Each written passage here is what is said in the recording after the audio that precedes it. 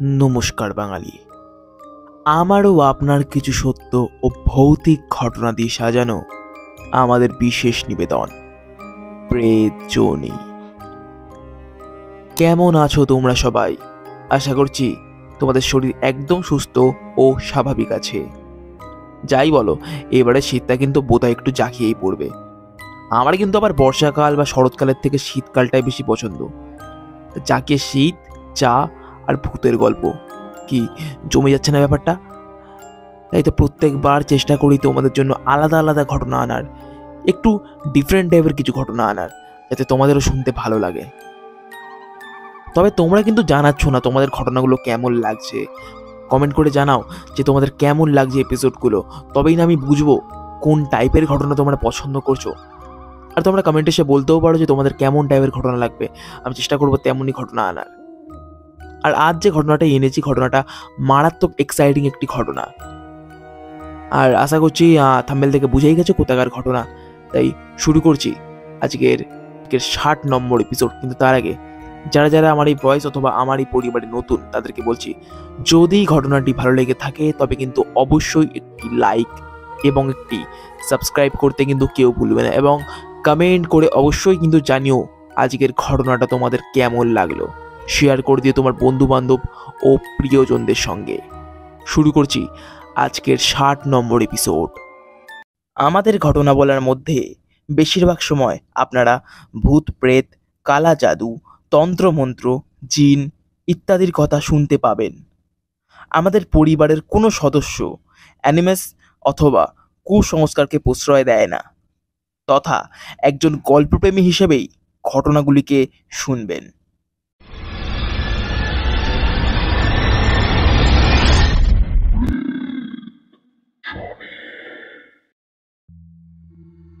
নমস্কার রাজদা ও প্রেতজনী পরিবার, আমি দেবরূপ সমাদ্দার পুরুলিয়া থেকে ঘটনাটি লিখছি। আজ যে ঘটনাটি পাঠাচ্ছি, ঘটনাটি আমার দাদার সাথে ঘটা একটা ভয়ঙ্কর কিন্তু অদ্ভুত ঘটনা।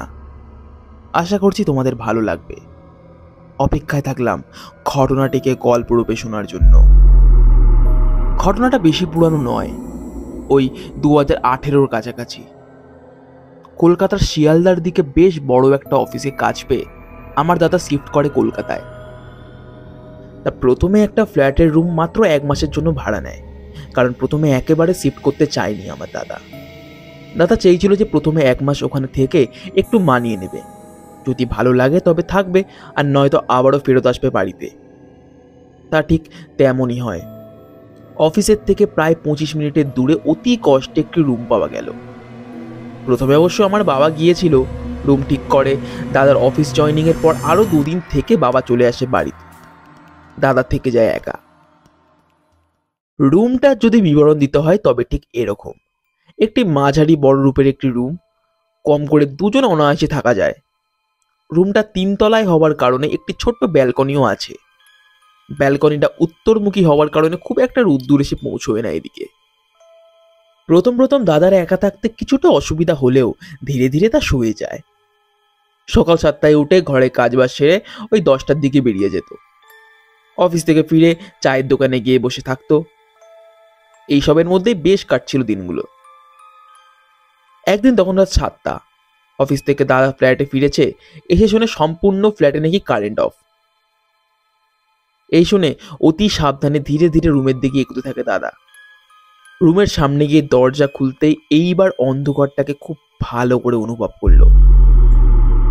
রুমটা একদম আলকাত্রার মতন অন্ধকার।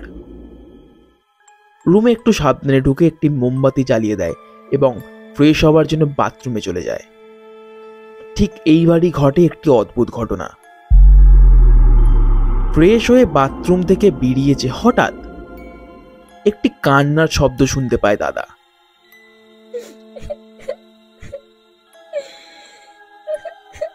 খুবই ক্ষীণ কোনো এক মহিলার কান্নার আওয়াজ।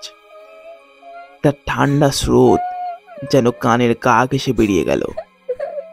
ভয়ে ভয়ে বাথরুম থেকে বেরিয়ে এদিক ওদিক দেখতে থাকে, কিন্তু না, কান্নার শব্দের উৎস কোথা থেকে তা সত্যিই বোঝা যাচ্ছে না।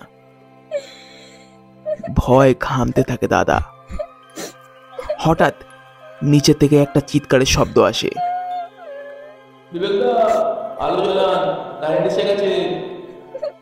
লাইট জ্বালানোর সঙ্গে সঙ্গে ঘন আলকাতরার মতন অন্ধকার যেন কোথায় লুকিয়ে পড়ল।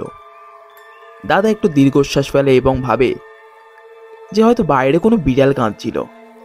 ওটাই ফাঁকা ঘরে আর অন্ধকারের মধ্যে এরকম শোনাচ্ছিল। ওই দিন রাতে দাদা একটা স্বপ্ন দেখে। স্বপ্নটা ঠিক এরকম: একটা বাচ্চা খেলতে খেলতে দাদার রুমের ব্যালকনিতে যায় এবং তার বল নিচে পড়ে যায়।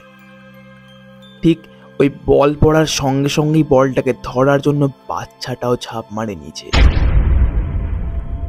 শুধু একদিন না, দিনের পর দিন দাদা একই স্বপ্ন বারবার দেখতে থাকে। এরই সাথে কিছু অদ্ভুত ঘটনা ঘটতে থাকে রুমের ভিতর। যেমন রাতে করে কোনো কোনো সময় হঠাৎ দাদা সেই মেয়ের খুব আস্তে আস্তে কান্নার শব্দ শুনতে পায়। রাতে করে ঘুম হতো না। সব সময় মনে হতো দাদাকে যেন কেউ নজরে রাখছে, সব সময় যেন কেউ তাকিয়ে আছে দাদার দিকে। এরপর তো একদিন এর থেকেও খারাপ কিছু হয়। সেই দিন ছিল রবিবার।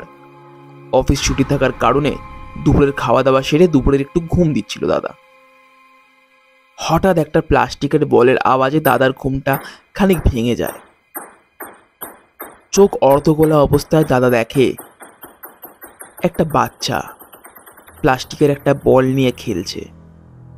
খেলতে খেলতে বলটা গড়িয়ে যায় সেই ব্যালকনির দিকে। দাদা এই দেখে উঠতে যাবে, কিন্তু না, দাদার শরীর যেন পাথরের মতন ভারী হয়ে গেছে। শরীরে যেন জোরের কোনো অস্তিত্বই নেই। বাচ্চাটা খেলতে খেলতে সেই বলটা আনতে যায় ব্যালকনিতে। হঠাৎ বাচ্চাটার হাত লেগে বলটা ব্যালকনি থেকে নিচে পড়ে যায়। আর সেই বলটাকে ধরতে গিয়ে ব্যালকনি থেকে নিচে পড়ে যায় বাচ্চাটা। ভয়ে গায়ের সমস্ত জোর লাগিয়ে বিছানা থেকে উঠে এক লাফে ব্যালকনিতে গিয়ে পৌঁছয় দাদা। কিন্তু অস্বাভাবিকভাবে সেখানে কিচ্ছু থাকে না। পরের দিন হতে দাদার অফিসের এক বন্ধু দিলীপ দাকে সব ঘটনা খুলে বলে। দিলীপকে বলতে সে প্রথমে হেসে সবটা উড়িয়ে দিলেও পরে দাদার অনেক জোরাজুরিতে বলে, শোন, আজ আমি আর বাড়ি যাচ্ছি না। বাড়িতে ফোন করে বলে দিয়েছি যে আমাদের ওভার টাইম চলছে, দেরি হলে তোর বাড়ি থেকে যাব। আজ রাতটা তোর বাড়িতেই কাটাই, দেখে কি হয়। এই কথায় দাদা একটু স্বস্তির নিঃশ্বাস ফেলে। রাত হয়। অফিস থেকে দুজনে ফিরে গল্পগুজব করতে থাকে। এরপর রাতের খাবার খেয়ে একটু তাড়াতাড়ি ঘুমিয়ে পড়ে তারা। সেই দিন রাতে আমার দাদা আর তেমন কিছু দেখতে বা তেমন কিছু শুনতে পায় না। তবে সকাল হতে দিলীপ দা বলে, বিবেক, তুই ঠিকই বলেছিলিস, বুঝলি? রুমটায় না কিছু একটা গড়বড় আছে রে। কাল সারা রাত আমি ঘুমাতে পারিনি। কেমন যেন মনে হচ্ছিল যে সব সময় আমার দিকে তাকিয়ে আছে। খুব অস্বস্তি হচ্ছিল। তুই ভয় পাবি বলে রাতে কিছু বলিনি তোকে। আমাকে এখন সময় দে, দেখছি আমি যদি কিছু করতে পারি। এর ঠিক 3 দিন পর দিলীপ দা প্রায় হাঁপাতে হাঁপাতে অফিসে আসে। এরপর বলে, ভাই, যা জানতে পেরেছি না, তুই বিশ্বাস করবি না। কি হয়েছে আর হাঁপাচ্ছিস কেন? কি জানতে পেরেছিস? তুই যে রুমটায় থাকিস, ঠিক ওই রুমেই প্রায় 8 থেকে 9 বছর আগে একটা ঘটনা ঘটেছিল। কি ঘটনা? তুই যে স্বপ্নে দেখতিস, ওরকমই একটা বাচ্চা ব্যালকনি থেকে পড়ে মারা যায় প্রায় আজ থেকে 8 থেকে 9 বছর আগে। আর এই মৃত্যুটাই ওর মা মেনে নিতে পারেনি। ওনার স্বামী কলকাতার বাইরে কাজ করতো। ধীরে ধীরে ওই বাচ্চার মা নাকি মানসিক রোগীতে পরিণত হয়। একদিন যখন ওনার স্বামী ঘরে ফেরে, রুমে ঢুকে দেখে মহিলার পচা মৃতদেহ পড়ে আছে বেডের উপর। পুলিশে জানায় যে হাতের শিরা কেটেই মারা যায় প্রায় 2 থেকে 3 দিন আগে। তুই এক কাজ কর, এই রুম তো 1 মাসের জন্য নিয়েছিলিস, আর 3 দিন বাকি মাস শেষ হতে। আমার বাড়ি চল, 3 দিন থাক ওখানে, তারপর নয় সব দেখা যাবে।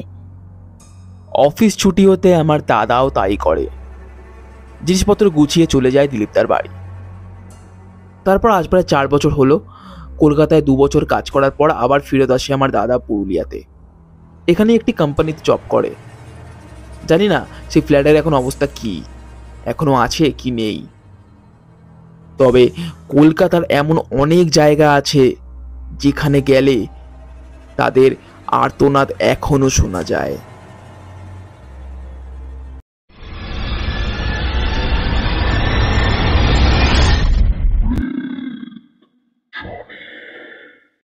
কেমন লাগলো আজকের ঘটনা? আশা করছি আজকের ঘটনা তোমাদের ভালো লেগেছে।